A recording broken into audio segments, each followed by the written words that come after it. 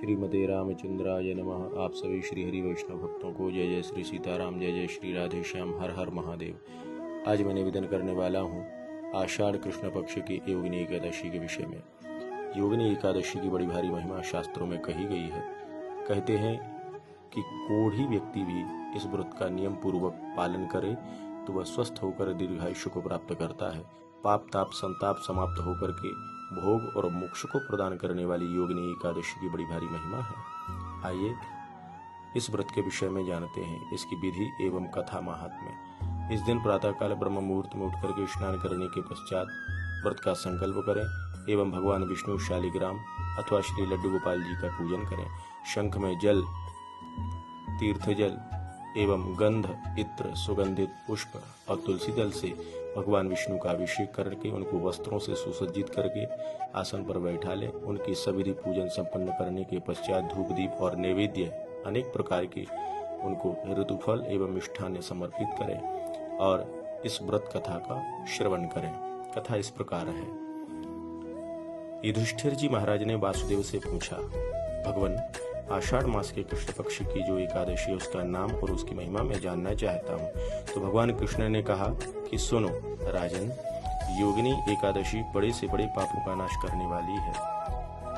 अलकापुरी में एक राजाधिराज कुबेर रहते हैं। वे सदा भगवान शिव की भक्ति में तत्पर हैं। उनका एक सेवक हेममाली है। यक्ष सेवक था और पूजा के लिए वह रोज पुष्प लाता था। उसकी पत्नी का नाम विशालाक्षी।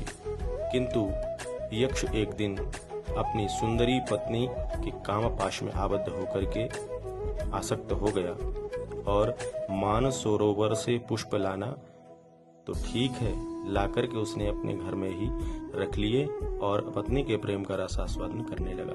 कुबेर के भवन में जा न सका। कुबेर तो मंदिर में बैठे रहे। बाद में वो क्रोधित हो गए। बाद में पता लगा करके जब यक्ष को बुलवाया तो उसने बहुत गिड़गिड़ाया, महाराज मुझसे अपराध हो गया।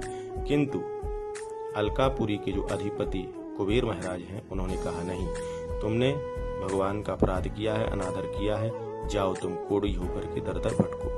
इधर वह यक्ष दर दर भटकने लगा, कोढ़ी हो गया और मृत्युलोक में आ गिरा और पर्वतों में श्रेष्ठ गिरी। जब वह जाकर के वहां पर भटकने लगा तो मेरुगिरी के शिखर पर महात्मा मार्कंडेय जी का दर्शन हुआ। पापकर्मा यक्ष ने दूर से ही जब मुनि को देखा तो उनके चरणों में प्रणाम किया। बाद में मार्कंडेय मुनि ने उसे भय से कांपते हुए देख करके पूछा। उसने सारी कथा कह सुनाई। तब उसने कहा, भगवान, आप तो संत हैं और महात्मा तो कृपालु और दयालु होते हैं। मेरे इस रोग का और कोढ़ का उपचार आप अवश्य ही जानते हैं। तो उन्होंने कहा, चिंता न करो, अगर तुम्हें विश्वास है तो मैं बताता हूँ।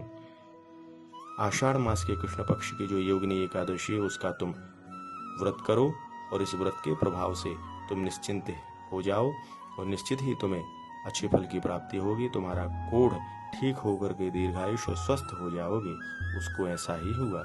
उसने आषाढ़ कृष्ण पक्ष की एकादशी का व्रत किया जिसका नाम योगिनी है। ऐसी योगिनी के व्रत के प्रभाव से वह स्वस्थ हो गया।